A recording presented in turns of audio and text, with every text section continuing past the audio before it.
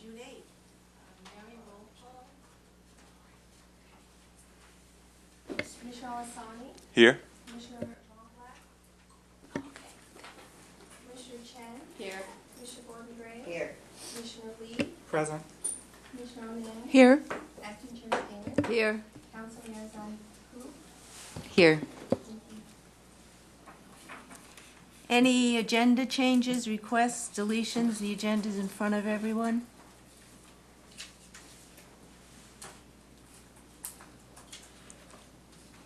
Okay, I'll move on to oral communications. Are there oral communication cards?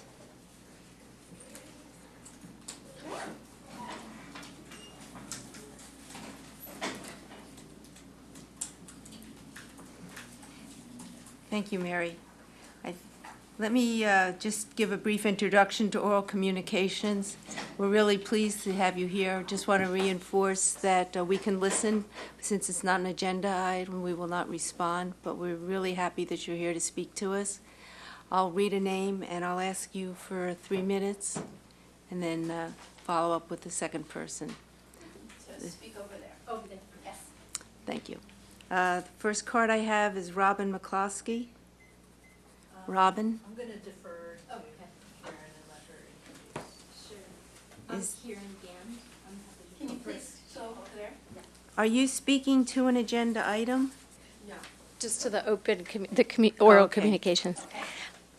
Good evening, everyone. My name is Kieran Gand. I'm a resident of Palo Alto. I've lived here for about 5.5 years, and I'm a concerned member of the community that was very happy for your involvement and the city's involvement in passing Policy 428 on behalf of our immigrant communities, which we believe is a very strong policy across the state and really puts Palo Alto in a place of being a leader in cities across our country to protect immigrant rights.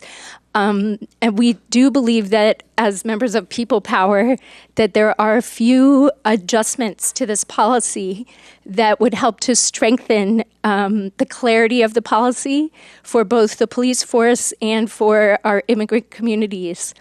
I personally have worked very closely with different immigrant communities as a public high school teacher in different high schools in the Bay Area. So I've worked very closely with immigrants here who, with the correct protections, really do work hard and are able to leverage the rights to really go to college and make a very valuable contribution to our society. So it's important to me as someone who has worked in that capacity to see that our immigrants are protected in every possible way, especially our young people and our families. I would like to ensure that our immigrant families are always feeling protected and safe so that when they do have a need, they openly reach out to our police for the protection that they know they can safely receive, and that there's no interruption to that relationship that should be based on trust and safety. And in addition to that, just personally and through my personal networks, and I know many people here, I'm also a daughter of immigrants and know lots of families here who are directly affected by this and who are contributing greatly to our city. And I'd like to see that continue because we are a place of diversity, and I think we have a lot of pride in keeping things that way for all of our immigrant families. So I'd like to just advocate that any tweaks that would just help strengthen this policy, that whatever you can do to really promote that and support those changes, that we would be ever so grateful for that contribution. So thank you. I did bring a copy of a letter that you all received some while ago. If anyone would like another copy, and I brought a copy of Policy 428 if it's helpful. Thank you. So should we pass it around? Hopefully there are enough. Julie Noble?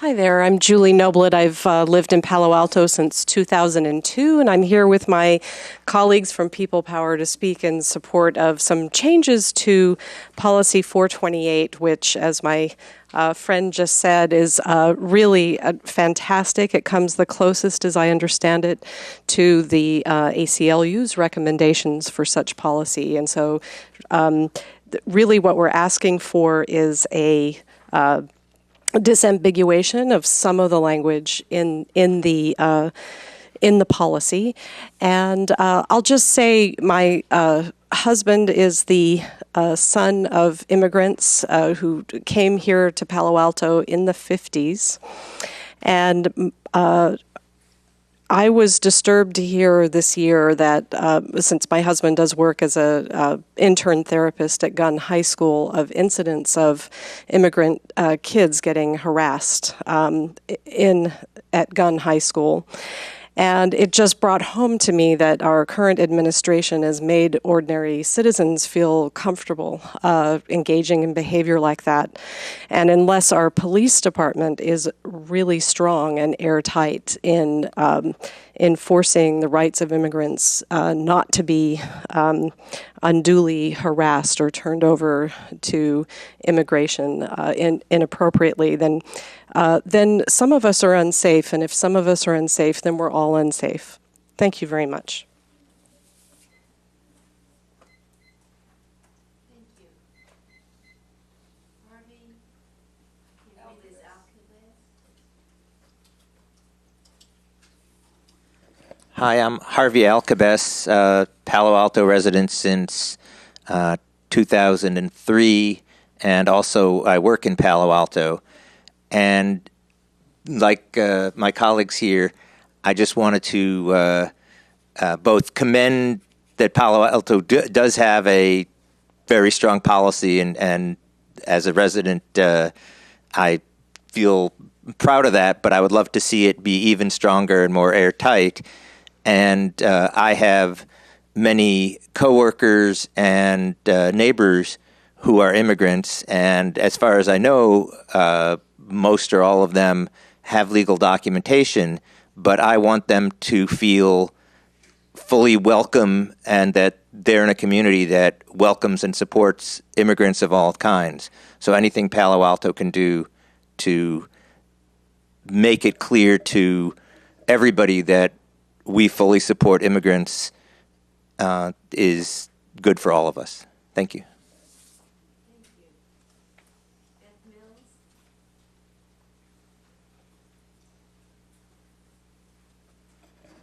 Hi, I'm Beth Mills, and I've lived in Palo Alto since 1985. And I also taught in the Palo Alto schools for 23 years at Wanabrioni School.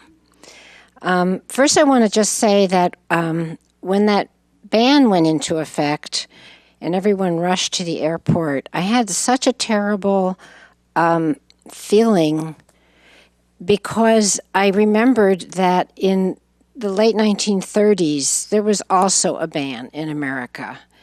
And so many of my family died in Europe because they were Jews, and they were not let in here.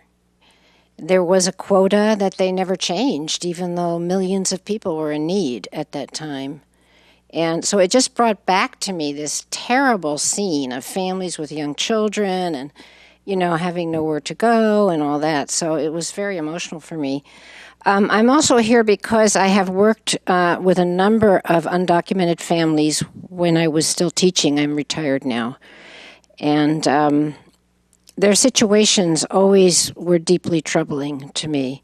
I had one little boy who was here, and he, one day I was leaving the building I worked in, and there were glass doors there, and I saw him, it was sort of during recess, standing outside the door and just standing there. And when I went out, I said, hi, why don't you come in? He said, I can't open the door. I said, you can't open the door. So I took a look at him, and he had a broken arm. He had been in school already 4 hours with a broken arm. And he hadn't said he was in pain. I hadn't noticed, which is pretty bad. His mother had taken him to a healer because she was afraid to go to a regular doctor with him. And in the end, our principal actually paid for him to get his arm set at PAMF, and that worked out. But and then another family I'm very close with who have 6 children, 2 of whom I've taught. They are now all legal except the mother. And that is because she was deported once when her children were still much younger. Now several of the girls are college graduates and they're amazing family. All of the older kids have gone to college and have degrees. One of the kids is at Williams College now. But anyway, this family, she was deported, and of course she had all these children, so it took her a while, but she came back in illegally. And because of that, she can't go and try to get documents at all. Once you've done that, you're pretty much finished if you've come back in a second time illegally, once you've been deported. And so right now, she's just wondering what's going to happen. And her youngest is 11 now, and she told me that she's having nightmares and afraid that her mom's going to be picked up, taken away. So I just have a concern about this in general, and I just want to say quickly that we all feel the current policy is excellent. We've been told it's the best in Santa Clara County. But there are these few things that in our meetings we noticed that are still a little vague, and we're hoping that the City Council and the Mayor and you guys will have a look at it to see if we can tighten it up a little bit. Thank you.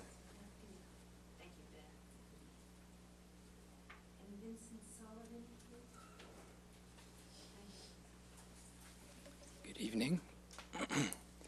So I too am a Palo Alto resident since 2010. I actually also went to Palo Alto High School starting in 1979.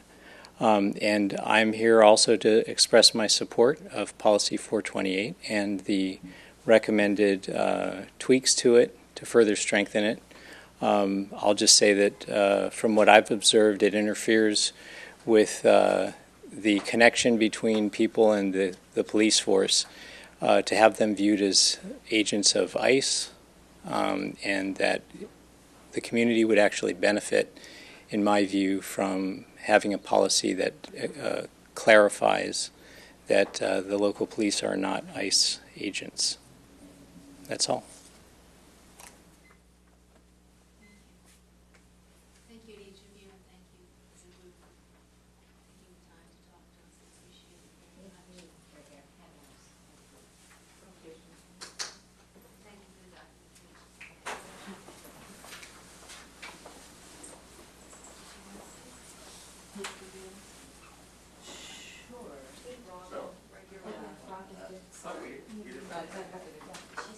Thank you for noticing.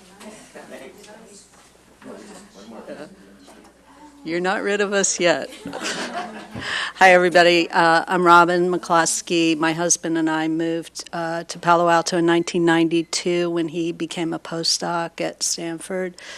We're the parents of 2 teenage boys, and I'm actually a parent of an immigrant. One of my children is adopted from overseas, and the night of the election, he asked me, will I be sent back to Ethiopia tomorrow? And I said no, but the level of fear, even among people who are here legally, I think is extreme. And so I can't even imagine what the level of fear must be like for those who don't have papers, who don't have families who are born here. As my colleagues have said, this policy is great, but I think it could be greater. I think Palo Alto is seen as a leader, not only here in the Bay Area, but across the country. So let's really lead on this, and let's make something that people can look at as an example for the rest of the country. So, thank you.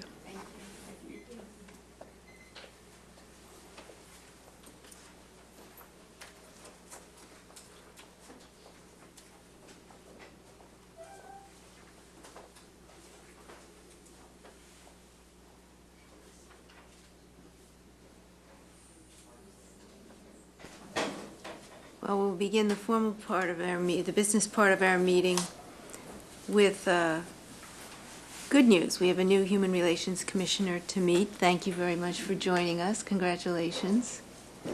Hi, thank you. Did you want me to give a short introduction to myself? Yeah, that would be great. Sure. So, hi, my name is Stephen Lee. I'm a relative newcomer to Palo Alto. I've been here about a year and a half now, but I'm about a 15, 16-year resident of Santa Clara County. I grew up down in West San Jose and went to Lindbergh High School. I previously served for 3 years on the county's Housing and Community Development Commission during CDBG and home funding for them. I've also served on Human Relations Commissions in Davis and Durham, North Carolina, where I went for college and then law school, and then did CDBG funding in Davis as well as part of their Social Services Commission. So I'm excited to bring some of my different perspectives to this body, and from what I've heard so far, this seems like a really hard-working body, and so I'm really excited to be joining a body that's so enthusiastic and willing to get work done. So. Welcome. Welcome. We're excited to have you. Yes. I think a typical sentence is it's always nice to have new people join and get new ideas. Exactly. But when they're new ideas from experienced people, it's a double win. So we're really happy to have you join us. And I'd like to ask staff to introduce Michelle Schroeder, part of our learning series.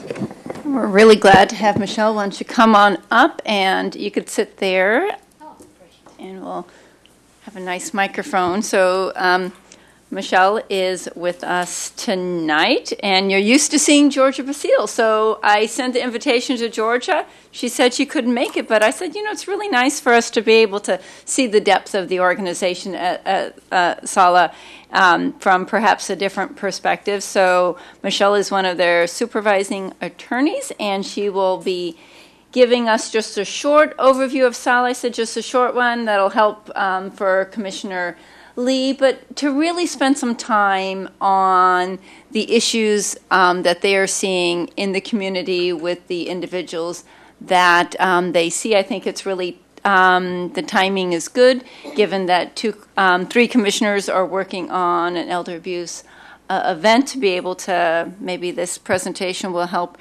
in that planning. But welcome, Michelle. Thank you. Good evening, everyone. I imagine you can all hear me. So it's very. But you need to do it for the viewing audience at home. Is it on? Now it is. Okay. Good evening. Thank you very much for the invitation to address you this evening. I'm happy to be here. First, I have a few handouts about Sala. I guess I'll just pass them this way. There's a brochure about Sala. There's a couple of articles. One about good legal health for older adults. Promotes independent and healthy aging. I'll pass that along. And then an article about steps to take to prevent elder abuse, which is our topic this evening. So SALA, Senior Adults Legal Assistance, as most of you know, is a nonprofit agency that provides free legal services to senior citizens who live in Santa Clara County. We were founded in 1973. And our mission is to support older persons in their efforts to live safely, independently, and with dignity. We have no means test. We're actually not allowed to use a means test under the Older Americans Act, which is our base federal funding. However, we do target elders who are low income or at risk of abuse. In order to be eligible for our services, people have to be at least 60 years old and residents of Santa Clara County. We have a fairly small staff of 4 staff attorneys, myself, the supervising attorney, actually 5 staff attorneys, one is part-time, our director, and then 2 part-time support staff. So we're not real large, although we do employ a number of volunteers to help us interview our clients. We see most of our clients by appointments at various senior centers throughout the county. We go everywhere from Palo Alto to Gilroy. Here in Palo Alto, we have appointments at Avenidas and also at Stevenson House. For homebound clients, we will do telephone consultations or home visits if that's necessary and appropriate. For certain types of urgent cases, we have people can call us on the phone because sometimes it actually does take a while to get an appointment. The services are popular. So if someone has an urgent matter, they don't have to wait for an appointment. They can call instead and we'll try to expedite it for them. We will consult with clients on any legal issue that they bring to us so that they can come for their half-an-hour appointment about anything they want to talk about. And for many of those clients, we're giving them advice and possibly a referral. We do specialize in certain cases, which are explained in the brochure. But basically, very briefly, the areas we focus on are public benefits, such as Social Security, SSI, Medicare, Medi-Cal, planning for incapacity, doing documents such as powers of attorney and advanced health care directives. Certain housing issues, we give a lot of advice and do brief service and landlord-tenant issues, so people facing eviction, people who have questions about their rights in subsidized housing. We also do some work in the area of fair housing, which is housing discrimination.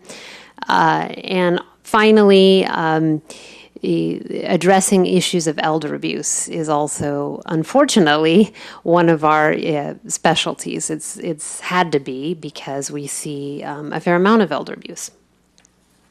So elder abuse is a fairly broad topic. There are a lot of situations that you could apply that label to.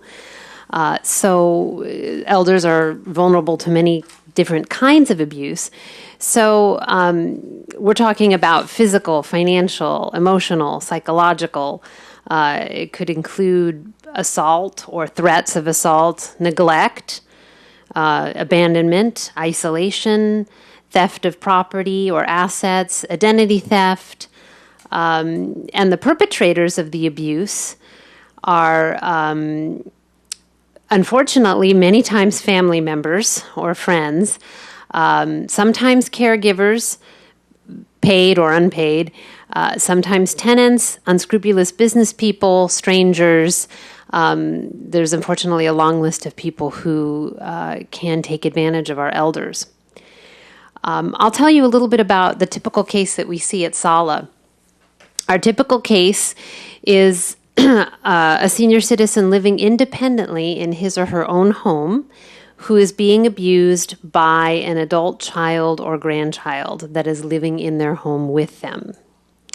That's kind of our typical classic case. The person that is doing the abusing usually has some issues of their own. Perhaps they are addicted to substances. Perhaps they are dealing with mental health issues of their own. For whatever reason, though, they are causing havoc in the home of their elderly relative.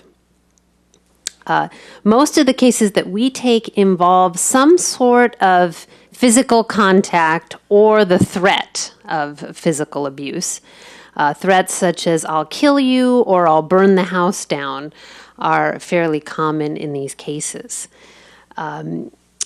And since Minka asked me to talk a little bit about what we're seeing, not only countywide, but in Palo Alto, I've interspersed a few examples. I went back and looked at some of our Palo Alto cases over the last couple of years to see what we've seen.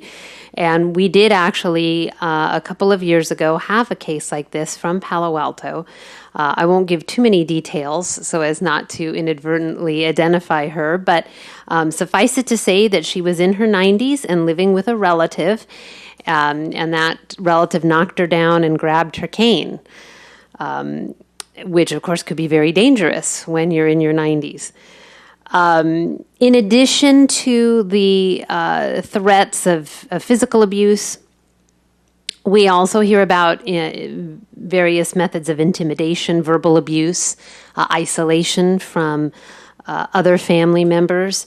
For instance, the perpetrators will say things like, "You're so stupid, I will put you in a nursing home," screening telephone calls, that sort of thing, to the point where the elder's afraid to come out of their room. They're kind of, hostage in their own home. Even threats visits to pets. We've had cases like that. That could be also part of the emotional abuse and intimidation. So that's kind of our typical, what we would call physical or threat of physical abuse case. We also see quite a bit of instances of what you could classify as financial abuse. And unfortunately, in these cases as well, most of the time from what we see, the abusers are family members. They might be abusing authority under a previously executed power of attorney. So in other words, perhaps they were appointed to help the elder manage their affairs, and instead they're using that to benefit themselves. They may have persuaded their senior relative to sign over the deed to their house or put them on the title. The home, of course, for most of our elders is going to be the most valuable asset that they own. So that is frequently involved in cases of financial abuse. We've also seen cases of identity theft. And now with online banking, for instance, that's become even more of a common thing where people, I remember one case, this wasn't Palo Alto, but I remember one case where a granddaughter was basically, accessing her grandmother's bank account online. And I don't think that the senior even knew what she was doing. She didn't really have any idea. And before long, she found out that the granddaughter had been taking money out of the account in addition to impersonating her and applying for loans and so forth, credit cards. We even had one case where the son had actually not only persuaded the senior to sell his home, and then he pocketed the proceeds. He ended up putting him in a dementia care unit, sort of against his will, even though he didn't have dementia. And that's a long story, so I won't go into it. But even that sort of thing does happen. Acquaintances, tenants, unrelated caregivers, we also see issues or cases where people such as these are preying on the elderly. Sometimes the elder is lonely and will be persuaded by a younger quote-unquote friend to give them money. Sometimes elders will rent out rooms in order to make ends meet. And with the housing crisis, that's becoming more and more common. And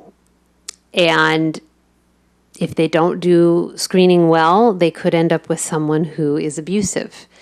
We have actually had to go to court and get restraining orders to get people like that out of homes. But elders are not only abused by tenants. We actually had one case, this was down in South County, where the elder was taken advantage of by his landlord, which was kind of a switch. He was renting a room in this gentleman's home, and, he was by himself. His daughter lived a couple thousand miles away, and he was clearly needy, and this gentleman sort of ingratiated himself, and anyway, the elder ended up paying for his divorce attorney. It's a long story. So that sort of thing happens as well. But in Palo Alto specifically, last year we had a case where an 86-year-old was being taken advantage of by one of these quote-unquote friends that he had allowed to live with him. And she would convince him to buy her things and interfere with his caregivers. That's another thing that happens often, is that if the perpetrator is interfering, with the caregivers, then that can pose quite a serious detriment to the elder as well. Because if nobody wants to come to the home because of this obnoxious person, then that definitely impacts the elder. But anyway, in this particular case, this friend was interfering to the point that concerned family members called Sala for help with the restraining order. And that is usually the remedy that Sala can pursue, is a restraining order to remove the abuser from the home. Even if they're not an abuser that's actually living there, we can ask for a stay away. Now, of course, there is also abuse by financial institutions or businesses. We see things like high pressure sales tactics, people who are selling annuities, reverse mortgages. That's almost at a completely different area, but also one where elders are very vulnerable.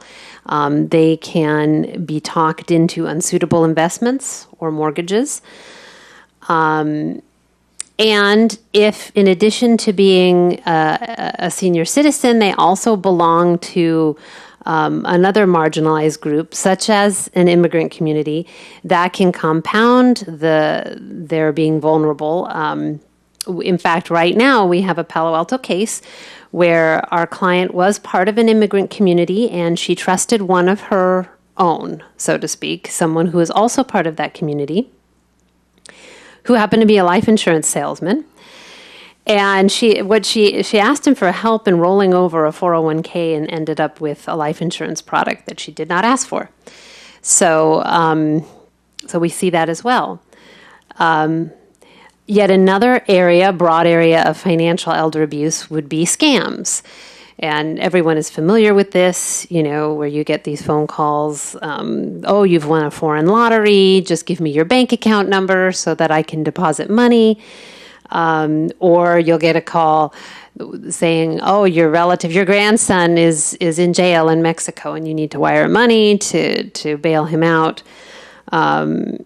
And then also something that has been in the news, I believe, are the IRS scams, where people will call and say they're from the IRS. And in fact, we actually had a Palo Alto client come in this past year with a concern about this. She said that she had been called by someone who said that they were from the IRS and that they had opened a case on her and that she should make payments to them.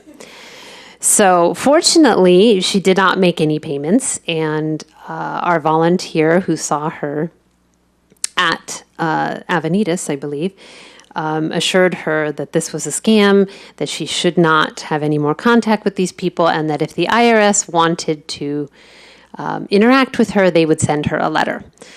So they would not call her. Now, I mentioned that often the way we address cases of elder abuse at Sala is to petition the court for a restraining order. Many times, though, in financial elder abuse cases, that's not going to solve the problem because restraining orders are great for getting abusers out of homes and keeping them away. But in cases of financial abuse, usually the remedy that's being sought is a return of the funds or whatever it was that was taken from the elder. And unfortunately, a restraining order is not going to help with that. And doing that is often very complicated. For one thing, if it's a scam, I mean, obviously you don't even know who you're looking for. Even the police, I think, have trouble tracking these people down. If it's sort of maybe a relative who took money from you or something like that, that the money might be gone, long gone. So, there's just, you're not going to get it back. And even if there is a way to get it back, it will certainly reports to the police can be helpful. If the DA feels that they can prove that a crime has been committed, they will go after the person and seek restitution. If the DA doesn't feel they can prove their case, then there are the civil courts that are open to elders, but usually that requires an attorney with experience in litigation, and the cases are very time-consuming and can be expensive to put on. So in fact, Sala, being a small nonprofit, we really don't have the resources to do those cases. We have referred some to private attorneys, but even that can be difficult. And again, there has to be at least a possibility of recovery, or no attorney will want to take the time to even bring the case. In terms of the prevalence of financial abuse, I've read some things about financial abuse increasing. Certainly, anecdotally, we believe that that's the case. And a lot of it has to do, of course, with the growing senior population. In addition to the fact that as people age, there are documented changes that can sometimes occur. Obviously, we want to be careful. We don't want to be ageist about it and just assume that people are less capable as they age. But it is a fact that that as people age, they can be a little bit less discerning in terms of what to do with their money. And in fact, I read one statistic that said that 32% of people over 85, so we're talking about the very elderly, 32% of those people have some form of dementia. So, as you can imagine, unscrupulous people have figured this out already. And so I suspect that financial abuse is probably rampant, and much of it probably goes unreported. In terms of gaps in services or how to address these issues, well, of course, funding for programs like SALA is always helpful. In addition to programs like SALA, I believe that there is a great need for more case managers, social workers, because a lot of elders are pretty isolated. And of course, as they become more frail, they become even more isolated. If they can go to a senior center or a community center, that's great. They get connected. But if they become physically frail, they may be going out less and become even more vulnerable, and they just need more help. And if there's someone looking out for them, if they have involved family members that have the resources and the time to do that, that's great. But if they don't, then an involved case manager who can check in with the elder and help resolve any problems before they become really big problems, I think is invaluable. Also, I would think that educating groups of seniors to try to recognize some of the dangers before they become victims, I think is very important. We try to give a lot of presentations at senior nutrition programs and so forth, and try to remind people that they don't have to feel pressured to sign things that they don't understand. If they are being asked to sign things, we invite them to come to SALA, to one of our appointments, so we could talk it over with them, figure out if it's a good idea or not to do what they're contemplating doing. Also being warned about perhaps thinking twice about letting people live with them, either for rent or for free.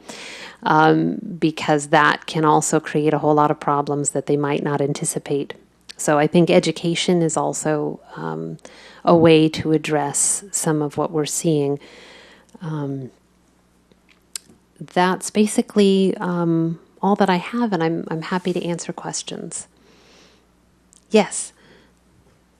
My question is, you had mentioned elder abuse happens in independent living. What about the elders who live in nursing homes or assisted living? Are they getting taken care of to avoid elder abuses? That's a great question. You're right. I didn't even bring up that topic. And there's two ways you can look at that in terms of people who are living in facilities, either skilled nursing or assisted living facilities. They too can be victims of elder abuse from the outside, say, from other members of the community or family members. And then, of course, they can also be victimized by the people that are supposed to be taking care of them at the facilities. And in fact, there is an organization, well, there are several entities that are dealing specifically with the rights of elders who live in facilities. For instance, there's state licensing organizations. There are in each county groups such as the Long-Term Care Ombudsman, who send volunteers or staff out to each facilities to talk to residents, and they certainly are sort of on the front lines. And in fact, we have a very good relationship with the long-term care ombudsman here in this county. They refer a lot of cases. In fact, I just went to speak to their volunteers a couple of months ago. And so I always invite them to call me if they have a question about something that's going on that they're not sure about. So they refer a lot of cases to us. And also there's an organization based in San Francisco that's statewide called the California Advocates for Nursing Home Reform. And they have a panel of litigators who will take nursing home abuse cases. Usually those are cases of severe neglect or where somebody is injured because of the negligence of the nursing home workers. That's another form of abuse. So we don't get too involved in cases of institutional abuse per se, because there are other entities and attorneys who focus just on that. But certainly, if there's some issue of the residents' rights being violated, we'll certainly look into it and do what we can and refer to the appropriate agency. My thought is, if you just mentioned that 34% of 85 years old older, they are not very clear in mind, and then they didn't even know how to talk for themselves. So they didn't raise this problem until it's too late. So how do you do that? How do you help them out? That's a very good question. You're right. I mean, they're not able to talk about it until, like you said, it's too late. I would say, so one thing that we do at Sala is that we really encourage people, younger seniors or seniors who are still fairly capable, we really encourage them to do documents such as powers of attorney, so that when the time comes, there's kind of a seamless transition so that someone can take over. Because that's the key, is to have somebody watching. And if the elder is no longer able to do this on their own, if they have a trusted family member or friend that can just kind of step right in to protect them, then I think that it's in a way, it's a way of preventing elder abuse, we feel. So that's why we really do encourage people to do these documents. That's really the only thing that I can think of to prevent this. I had a question. Is there you talked about educating, seniors. Is there anything besides them having to come in and you going over, something that they are about to sign that might not be in their best interest? I'm thinking of like a fact sheet or, like if somebody calls you, if the IRS calls, they never call. Just know if the IRS calls, it's a scam. Like, what is a scam? Like phishing, I don't know how many seniors at that stage would be, dealing with something like that. Although they might be, if they're on the computer, that's a great way to be scammed. So, yes. So I'm just wondering if you do any kind of a communication newsletter or something that goes out, that would be helpful. Yeah. Well, one of the articles that I passed out, and it's getting a little bit dated now, but it does talk about a lot of the issues that I brought up. It doesn't really focus as much on the financial abuse scams.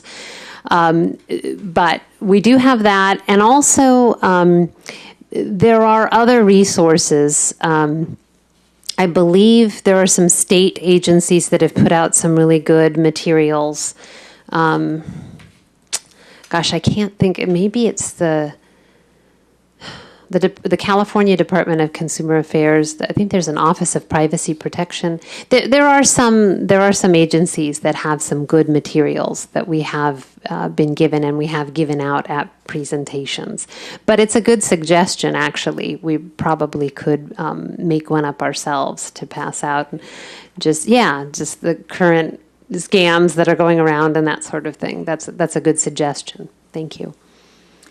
I was curious as to how has the demand for your services either gone up or gone down over the years? I mean, obviously the senior population is growing, but sort of on a per capita or percentage basis, are things getting better or things getting worse? How do those numbers tie to things that are happening on the federal and state level in terms of resources available and such like that? Can you give us a sense of Things getting better?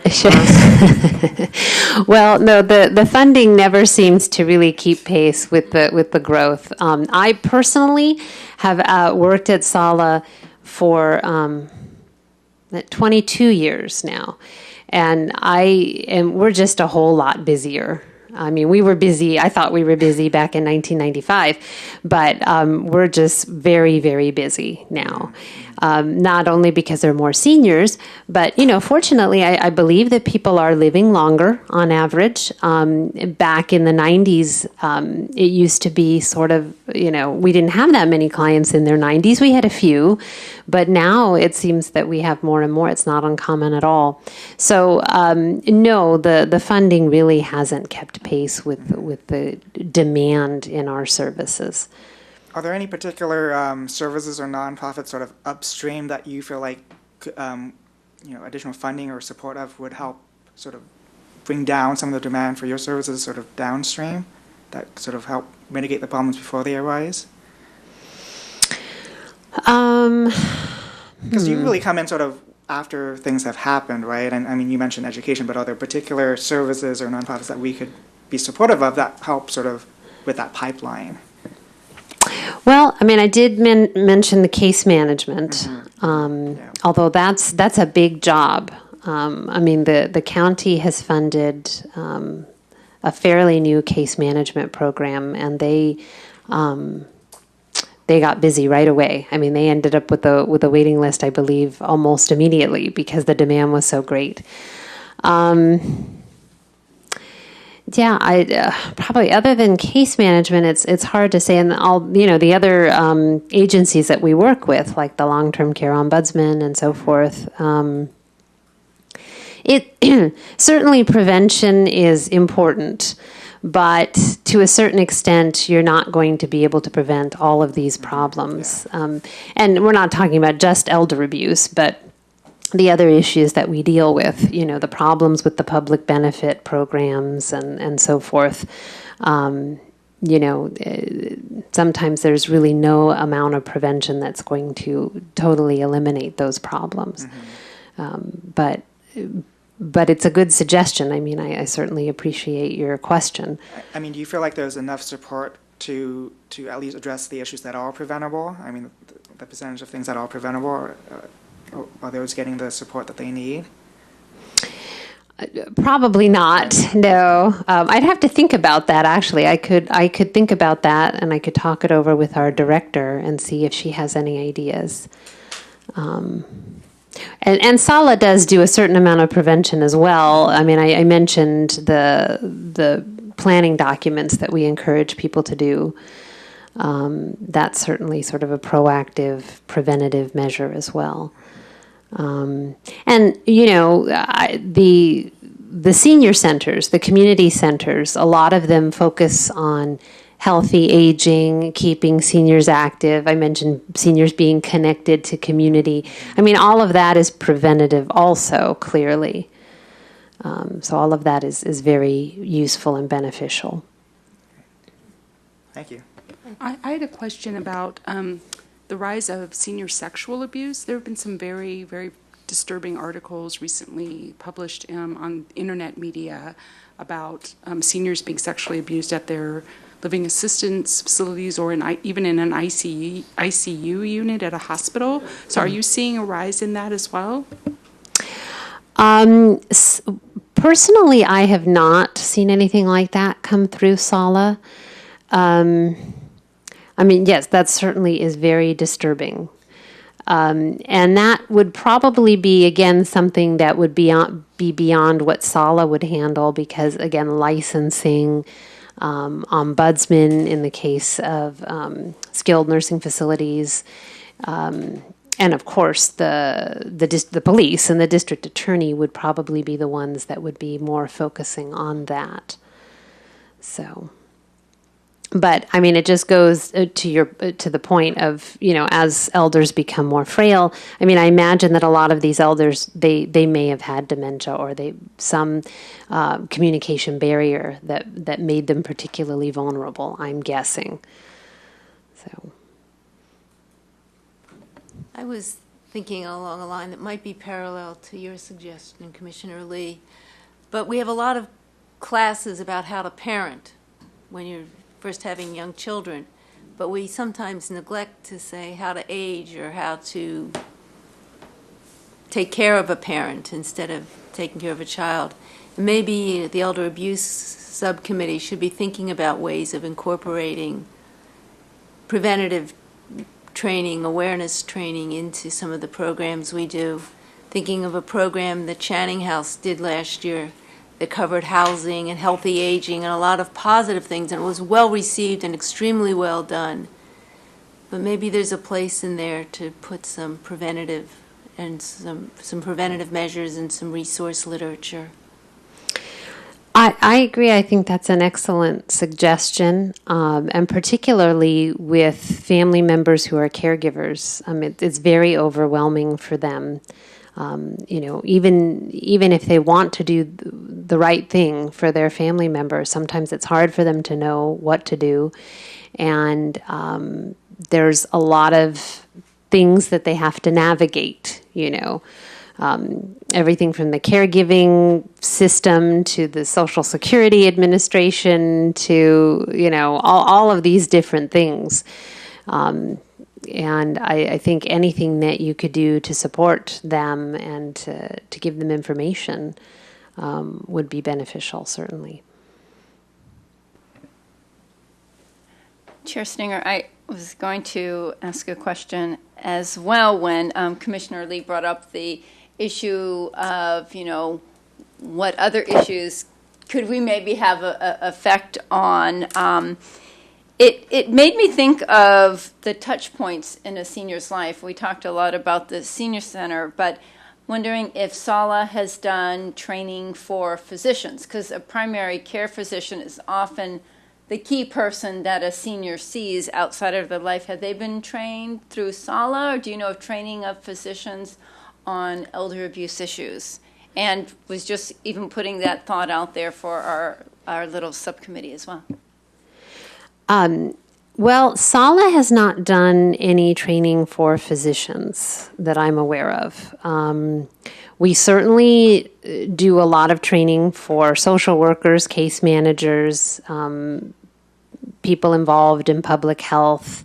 I've done presentations for case managers that are associated with the Medi-Cal managed care insurance plans in Santa Clara County. But physicians, no, I have not done any training for physicians, although I think that is a good idea.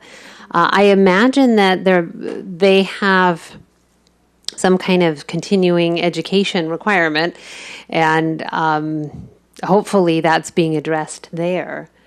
But certainly that would be an interesting combination to have SALA speak to physicians. I don't even really know how to gain an entree into those groups, but oh, okay. Yeah, I wanted to share that I'm a patient at Stanford Healthcare, and about a year ago they started this weird script that they have all of the intake personnel do, which is they're asking you, are you allergic to anything, and all the normal medical questions. Then all of a sudden, do you feel safe at home? And then they ask if you fall. They ask all. The thing is, they do nothing with this information. So, for example, I've fallen numerous times, and they never do anything about the fact that I fell. In fact, I fell and broke my foot. They still do nothing about it. So I finally asked them, why do you keep asking me if I fall? And the woman actually said, I don't know. But it's like we have this script, and we're supposed to ask these questions. So it concerns me that they get trained to ask the question, but then nobody connects the dots, and nobody takes that data and actually does anything with it. That is my strong sense, at least at Stanford Healthcare. That's interesting. Yeah, well, certainly all healthcare providers are what they call mandated reporters of elder abuse. So that may be where those questions are coming from, is an attempt to better screen for cases of not only elder abuse from another party, but also self-neglect, and that sort, because that's also considered elder abuse, so to speak, that needs to be reported to Adult Protective Services. So that's my best guess as to the origin of those questions. Any other questions, comments? Actually, first of all, thanks so much for the presentation, and thanks for me 22 years to Sala. One of the things it looks like you guys do really well is you go where the seniors are, looking at all these locations here. Yes. But as like the demographics change in the region, that we're older population getting older, have you guys thought about sort of how are people going to find out about your services? If they're not at one of these locations, and what are the channels they can find out? They have somewhere to call. Yeah, so if they're not able to get out to a senior center, which, as I've mentioned before, really is a focal point, not only for recreation and nutrition, but for a lot of these other services, because it's not just Sala that has our appointments there, but also High Cap, which does health insurance counseling. And so there are a lot of services located at the senior center, so that's one of the main reasons that we go there. But we also do get a lot of referrals from, and I keep bringing up social workers, but we really do work very closely with case managers. So, and these are people that very frequently are going into homes of homebound elders and people who don't get out much. Again, long-term care ombudsman, those are the folks that go into the skilled nursing facilities. So we have a good relationship with them. We get referrals even from the court, when people go there because they're being abused and they are seeking a restraining order, the court will often refer them to Sala. Other than, I'm just trying to think, certainly, groups like the Health Trust Meals on Wheels, they have a lot of our information as well. I'm just trying to think of who else has contact with some of these seniors that are not able to get out. We try to connect with as many community groups as possible so that then they'll bring our message to, other groups. There's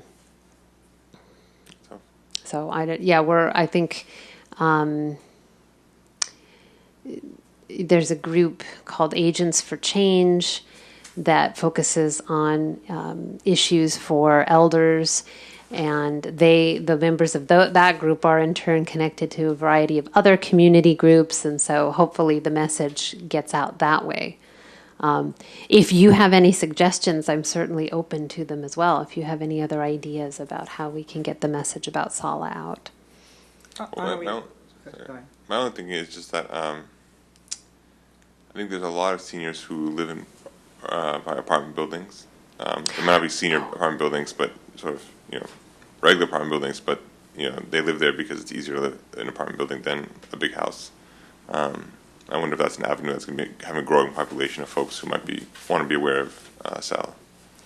That's a good suggestion. Actually, when you mentioned apartments, there actually are quite a number of senior living complexes that are independent living, and we do regularly speak at those places. In terms of elders who are in just sort of regular apartment buildings, if they have community associations that invite us to speak, we're certainly more than happy to do that. Actually, I know we've gone to mobile home parks and spoken to their associations. So there has to be somebody to invite us, because we don't do door to door. I mean, I know there are organizations that do that, but we really don't have the resources to do that sort of thing. So as long as there's some kind of resident group that could invite us to speak, we'd certainly be happy to do that and put up flyers on a bulletin board, that sort of thing. Councilmember, did you have a comment? I was just thinking that, what places connect with Palo Alto neighborhoods.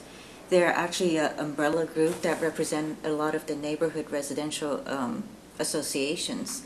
And every year, at the beginning of the year, they actually have annual meetings, and a lot of times they bring in a lot of different topics. That might be another way to reach out and promote Sala. Or the PANDA, the CERT groups. CERT group, yeah. The emergency preparedness group, because they sometimes divide the Palo Alto into sectors, and those are the type of folks, even more than the neighborhood associations, who tend to lean into their community and know because they sometimes have a plan for their block. They know so-and-so lives by herself, she's not able to get out, and so forth. So they have those kind of block plans. Because I know you're very involved in that, Councilmember. Right, which is why I kind of brought it up, and it's Right. through Office of Emergency Services, and they have the emergency service volunteers that are, very involved within their neighborhood. But then through Palo Alto neighborhoods called PAN, they actually have a very wide stretch and can probably be connected, and the information can be sent to them. I can send that to you. Please. That's great. That sounds like a great resource, actually. I was curious as to where in the county you do most of your work, and what areas of the county do you think are underserved? And then sort of the third component of that, how does Palo Alto compare to other parts of the county in terms of, as a percentage of the larger county, do we have more of a need or less of a need for these sort of cases that come up? And actually tacking on to that, I noticed that you don't serve Los Altos directly, and they have the largest senior population in Santa Clara County. So can you talk to us about that? Okay, sure. Yeah. So the reality is that where we go in terms of the senior centers is driven to some extent by the funding, because obviously we have to pay our. Well, we don't pay our volunteers, but someone has to supervise them and the staff attorneys. So a lot of it depends on the grant amounts. And in the case of Los Altos, we don't get any money directly from Los Altos to have appointments there. Although we do serve Los Altos residents because we have appointments not only at Avenidas and Stevenson House, but also at the Mountain View Senior Center. We go to the Cupertino Senior Center 3 times a week. So they're more than welcome to go to any of those senior centers. But in order to actually set up appointments, usually we ask for, or we would be looking at, where we get the funding to go. Because obviously we have to pay our bills as well.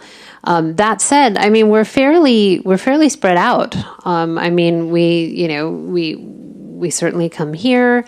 We go out to Milpitas. We go to all of the cities in between, like Mountain View, Sunnyvale, Santa Clara. We're in many, many locations in San Jose. And we also cover South County, which is particularly underserved. So we go to the Morgan Hill Senior Center twice a month, and we go to Gilroy once a month. That's probably one of the most underserved areas of the county because there's just not a lot of services down there. And it is kind of like a different world, because it takes half an hour to get from Gilroy to San Jose.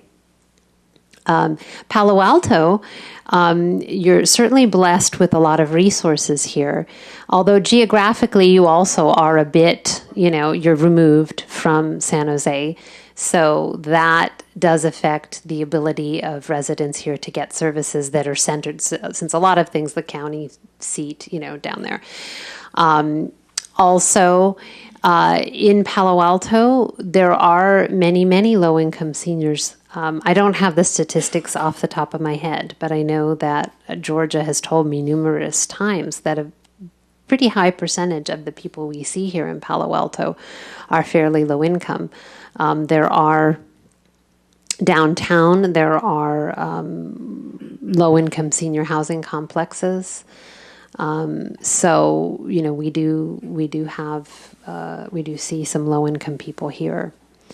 We also have a phenomenon in Palo Alto of house rich, cash poor. Oh, certainly, yes. Yeah, so some seniors may be living on property that's worth millions, but they don't want to leave, and they really have no liquid assets, and so they're very stuck in some ways.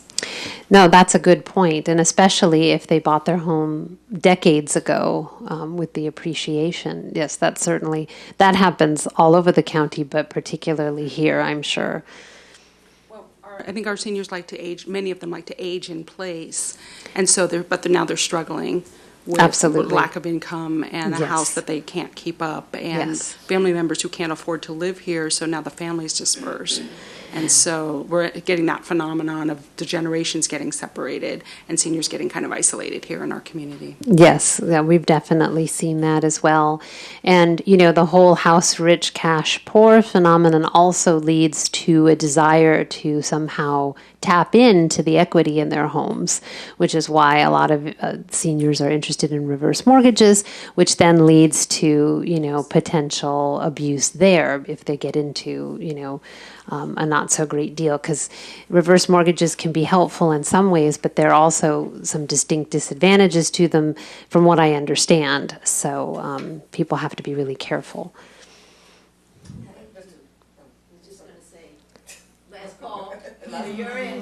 Just a quick question: do other kinds of people do you have other volunteers besides? Do they all have to have a legal background? Do all volunteers with SALA have a legal background? Most of our volunteers have some legal background. Most of them are attorneys or retired attorneys. We also, of course, use law students. We have some paralegals.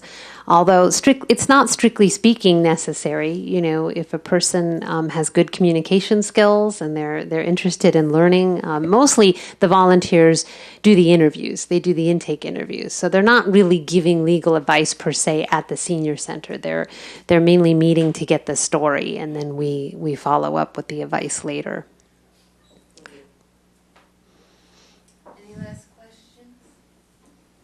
I was just going to say, if you need more volunteers, I head my law school's alumni association here in the Bay Area. So feel free to reach out to me, and maybe we can find a way for us to provide some manpower. That would be great. We're particularly looking for people who have or able to speak other languages because obviously we have a very diverse community. We do have Spanish-speaking staff.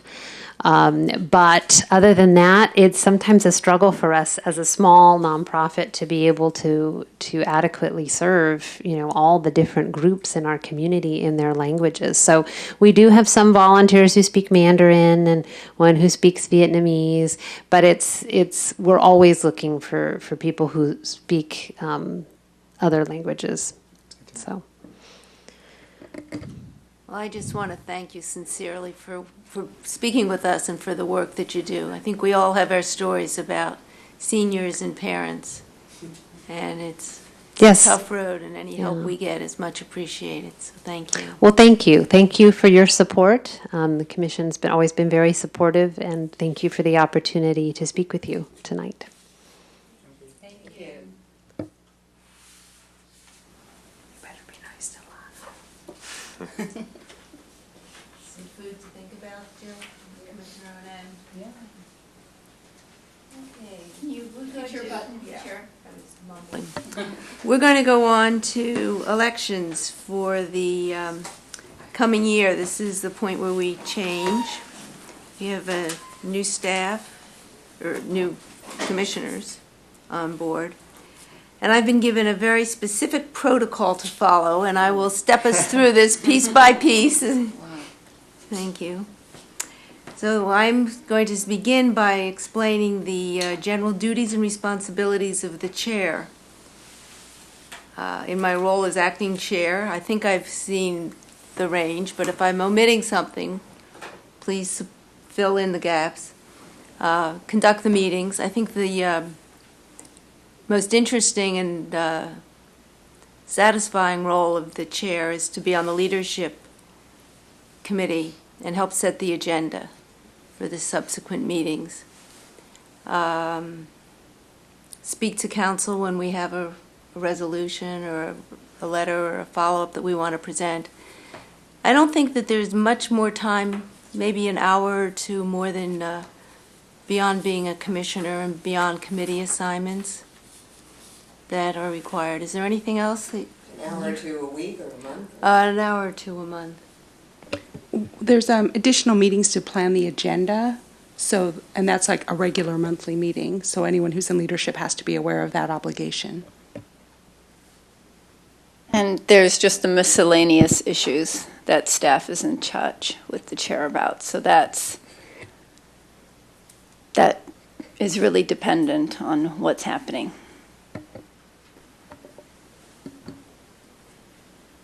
So I'd like to open the floor to nominations for the position of the chair for the year beginning, I guess, June 8th. I wanted to say the fiscal year, and I realized that's wrong. Well, I'd like to make a nomination.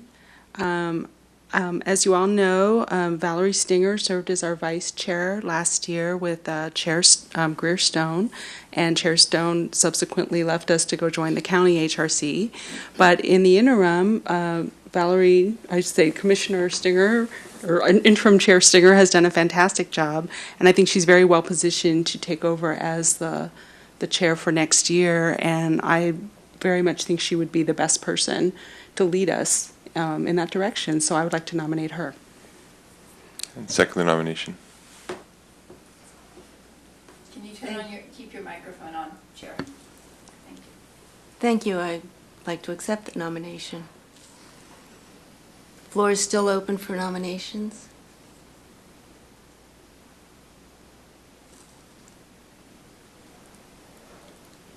I don't have an item for if there's only one nomination, but I suppose we can have the nomination?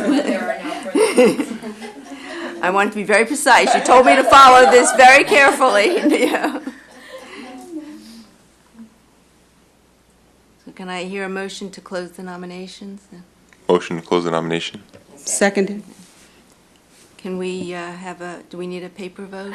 That's the protocol. So you do have a provided piece of paper, and just write the name of your candidate on there, and we will collect that.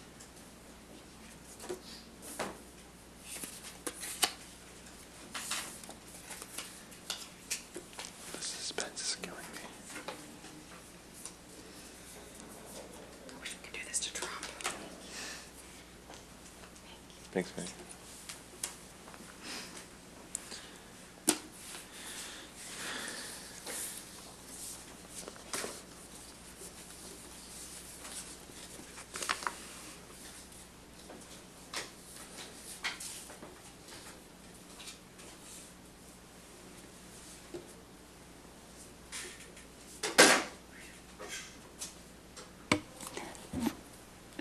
Chair, you have been re-elected, so congratulations.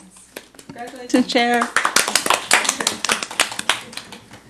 Thank you. They may have been making light of it, but it really means a lot to me, and I'll do my best to lead in the way that the commission deserves. We will proceed to do the same process for the vice chair. The duties of the vice chair are the same leadership council, which helps sets the agenda, and then backing up the chair should I be absent. I would guess the same time commitment, an extra couple hours a month beyond the commission and the committee work, beyond the commission meetings and the committee work. Can I have nominations for the position of vice chair, please? I have a nomination. I'd like to nominate Commissioner Teresa Chen for vice chair. Commissioner Chen has been on the commission for a number of years. In fact, we started together. She's been a really invaluable asset, especially as we've increased our outreach to various communities in Palo Alto. She has very generously donated her time, translated documents, helped us reach out to the Chinese community that has been very underserved in some ways. She's formed a great partnership with our chair, Valerie Stinger. They work very well together, and I think they would be a great team taking us into the next year. Second the nomination. Commissioner Chen, would you accept the nomination? Oh, yeah, I would like to accept it, but, we have to be a little bit, I'm a senior citizen. Any possibility become dementia.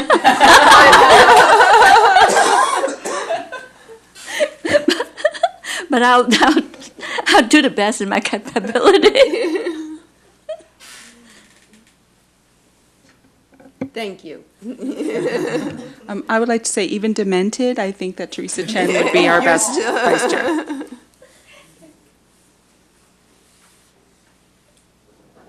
Do I hear any additional nominations for vice chair?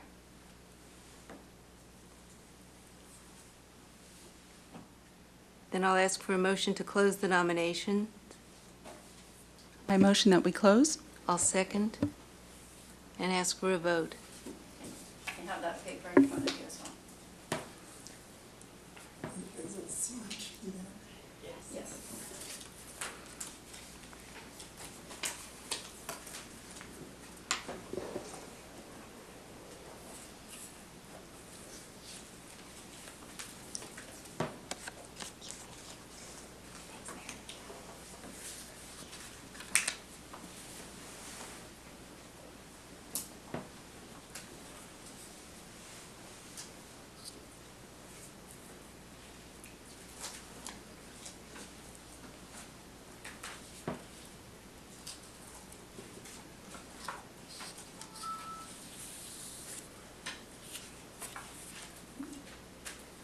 Yeah, the votes are for Commissioner Chen to become vice chair. Congratulations. Congratulations, and thank you. Okay, we will move on to talk about our summer retreat, our summer schedule at our retreat. Our next commission meeting will be July 13th. In August, we typically have the retreat. I don't want to do a calendar check right now, but just do a sort of a macro check. Does that suit people to continue with that, have a regular meeting in July, and then a retreat in August? And if we did a doodle for the last, maybe the third week in August, does that sound about right? I'm going to be on vacation. I don't have a calendar. I have a due date of August 18th. So, not me, my wife. I thought you guys knew. I thought you guys knew that. I thought we talked about this. Yeah.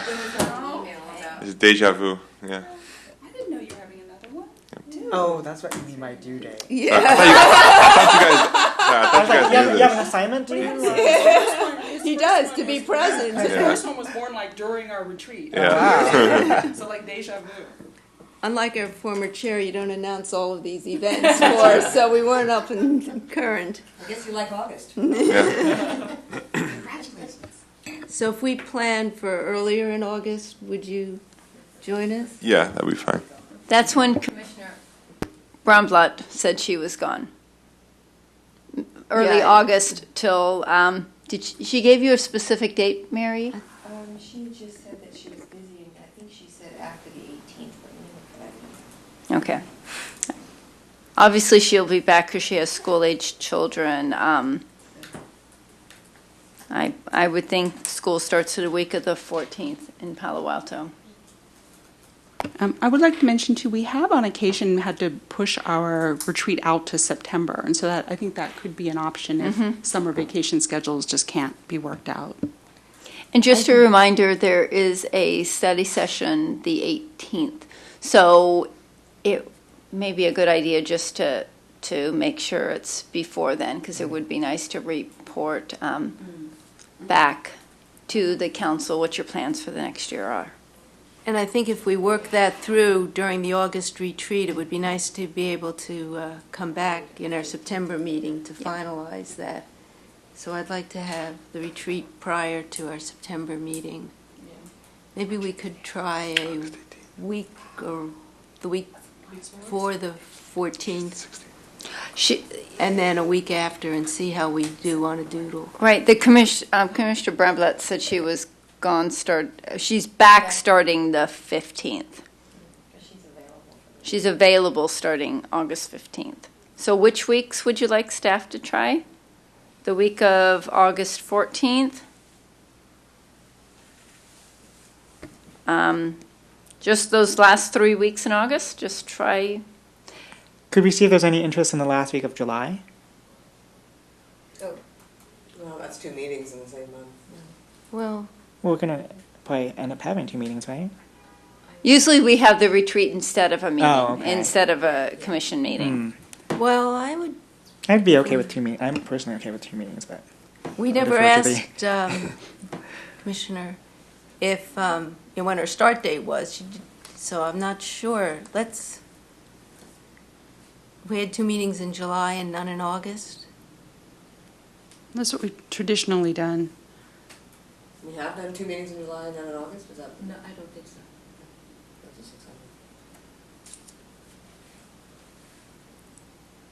I think Well, maybe could we I've try the got- last 3 weeks, starting the 14th, the 21st, and the 28th, which would take us in actually to the first few days of September, and see if sometime in those 3 weeks we can work it out? Not for me. In LA. Oh, 2 of us are out that week. Week of the what? 28th. Okay. Don't try that. In August? First week of September. Oh, okay. That should be okay. After Labor Day? Yes. Any day. After July, any day.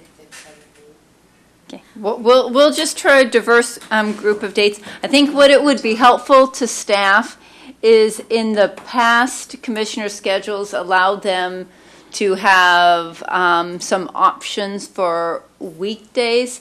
Is that still a possibility or not? Because we have new commissioners and we don't know if their work schedules allow them to take a half day off. So if they do, we will doodle both. Or if they don't, we will just doodle Saturdays. Are you able to work in this during the week? Probably not a half day, but I can stay late. I mean, I can be here by 5, and it depends on how long you guys want to So- stay Sounds like a in the weekend. evening.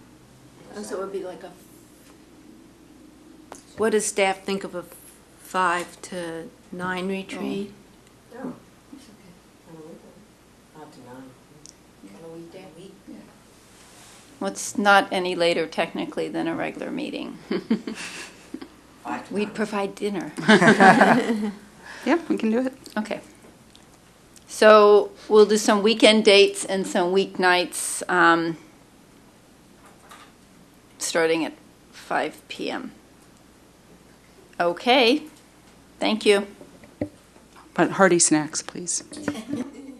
There would be no hearty snacks, there would be dinner. Yeah, make sure it's healthy.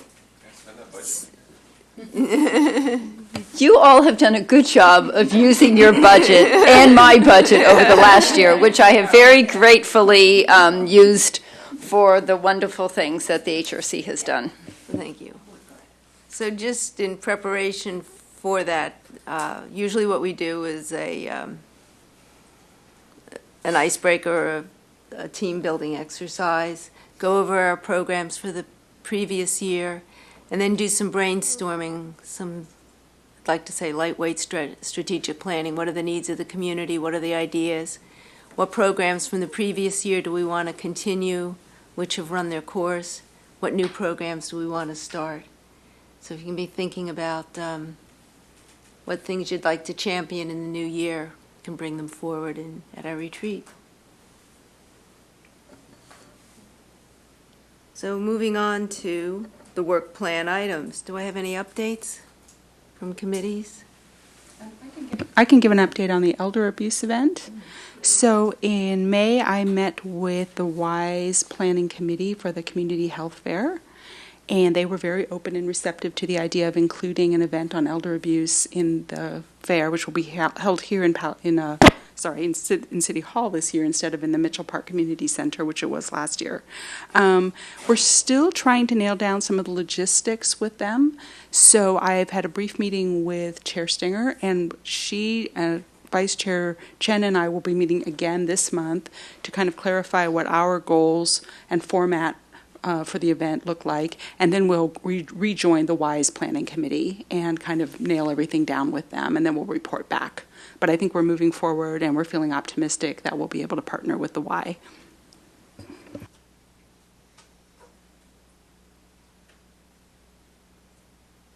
I'll just give a quick update. There is a committee. We've met to support the council resolution reaffirming Palo Alto's commitment to a diverse, supportive, inclusive, and protective community. The resolution, as you know, is something that I care very much about, and we're in the process of developing a work plan so that we can do a data analysis, if you will, work with a summer intern to give us some depth so that we have some grounding to bring some recommendations to council. And we hope to bring an update to council in our study session.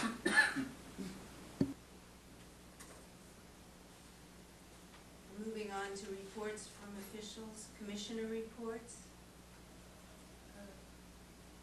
Commissioner Gormley and I will going to give a talk. Give a talk? Some sort of seminar? Presentation. Yeah, presentation and discussion with the young members of students from Asian society.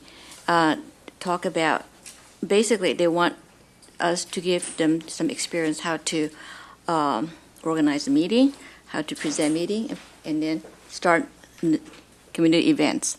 So it's like a 15-minute talk. It will be on Sunday afternoon, June the 18th, and then next time, and then we'll be able to report some of the progress.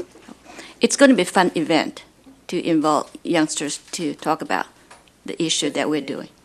Yeah, it's a good thing to do. That's great. I've got a couple things. I've got a few things to note. I made notes that this Sunday at 9:30 there's a recognition of Pastor Coloma Smith at the Amy Zion Church. I'm going to speak to what he's done for outreach in the community. I was pleased to be invited. Then just a reminder, June 22nd, there's the County and Cities Human Relations Commission's reception. And I'm hoping maybe we can organize a carpool to attend that.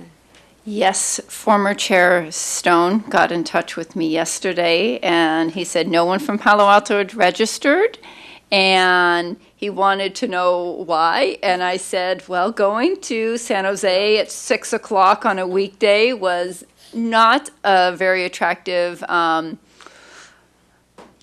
for A 2-hour ride. right. And, and I got to thinking about that coming to Palo Alto at 7:30, 8 a.m. to our breakfast was not too easy for the folks from San Jose. So I just offer that perspective. They'd really like to know by tomorrow if you're coming or not. I did send an RSV to somebody. Oh. Well, then he didn't communicate that with Greer, so that's good. You still? As I understood it from the emails, what they wanted to do was have the different commissions meet and share ideas. And so I think it would be potentially useful to hear what the other commissions are doing in terms of topics and what procedures, what processes they've had good fortune with and which we might be able to mimic.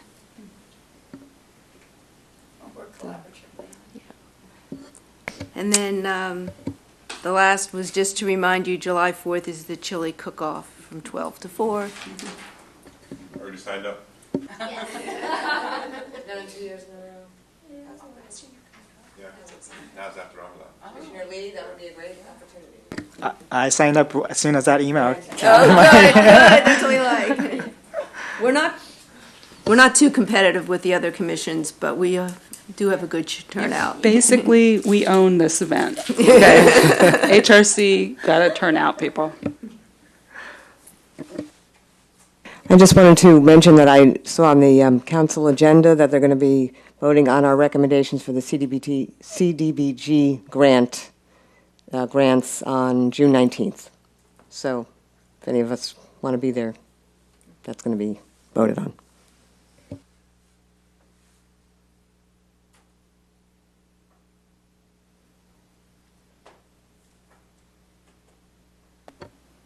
Do you have an update for us on that in your staff report?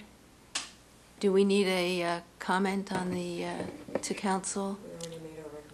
We know, we made a recommendation. Right.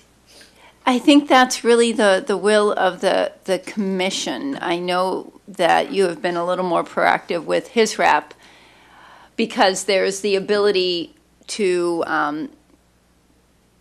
have influence on the council as far as the funding amount. So the HRC traditionally has not gone when CDBG has gone to council, but that is not to say that you could not. I think it would be good then to be in touch with Eloisa regarding that. If it's okay with the commissioners, maybe I will contact Eloisa to see if there's anything in flux, and if there is, communicate it to Minka and Mary. And since Mehdi and I, or Commissioner Alasani and I, are the two people on that committee, we'll react to what Eloisa communicates. Thank you. Any other commissioner reports?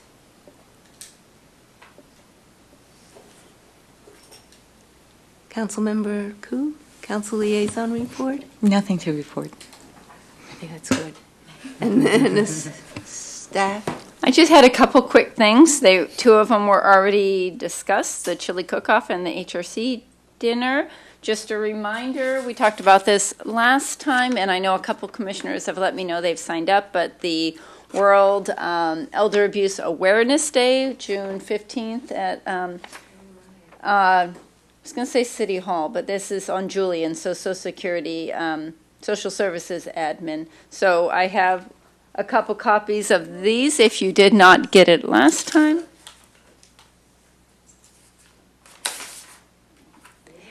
And I also wanted to say, our own Commissioner Shelley Gordon Gray was, I'm hoping to get the word right, recognized as a woman of influence. Yes. And I think, Mary, maybe you could send out the link that we received. Maybe you want to just say a few seconds about that honor that is being bestowed upon you. Thank you, Minka. That's sweet. This is the Silicon Valley Business Journal issues an award recognizing the 100 women of influence of Silicon Valley. And one of my friends was very generous and gracious enough to nominate me, and then I had two other friends. One of them is a professor at Santa Clara University. She does a course on gender and engineering. And another friend of mine is a writer, and she's worked for me for years. And I have to say I was surprised, but I have my own business, and I've been a volunteer for 40 years, and I put my sheepskin together, and they chose me. So I had to give advice in 10 words. And I'm trying to remember what I said. Okay, I do remember. It's let's see. Speak your truth, but think. Is it thoughtful, helpful, intelligent, necessary, and kind? But thank you for bringing that up. Thank you. That's all. Oh, that is not all. So I will not be here next month. I will be on vacation. So one of my colleagues will be here with Mary. I'm not sure who that will be yet, but I will let the leadership team know.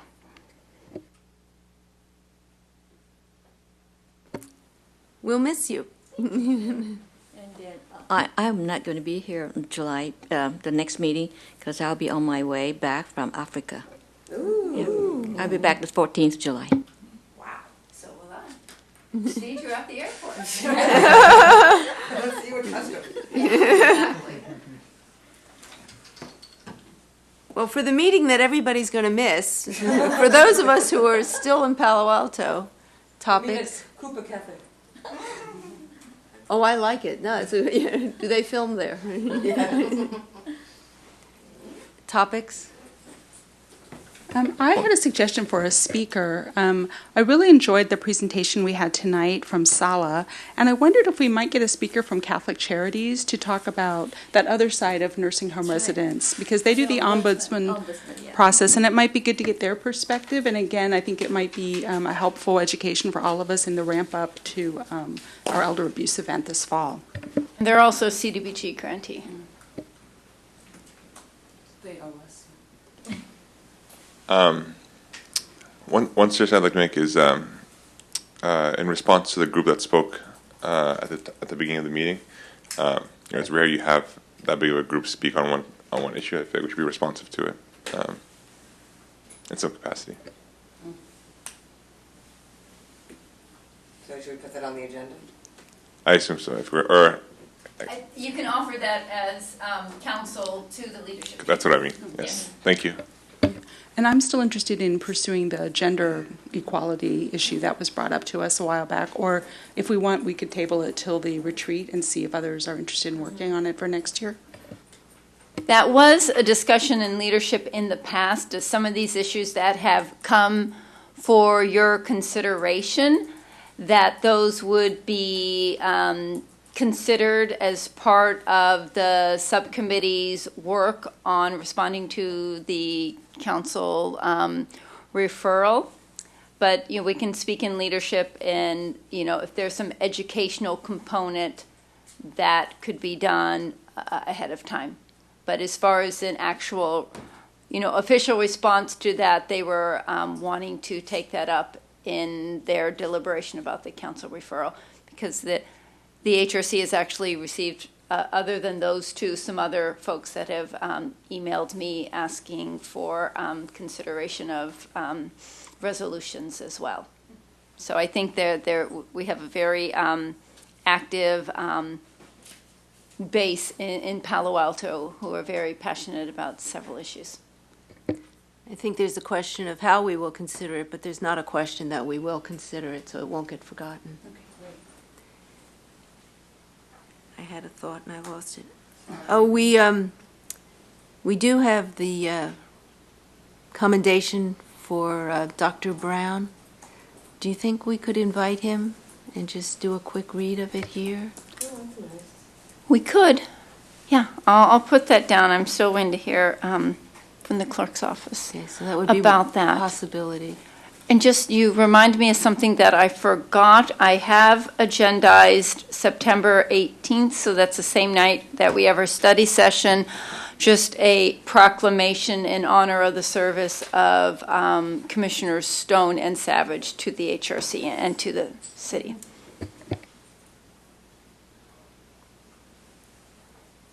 Okay. If there are any other agenda items or suggestions, maybe you can communicate them to Minka and Mary. And I'll take a motion to adjourn a meeting. Second. Thank you.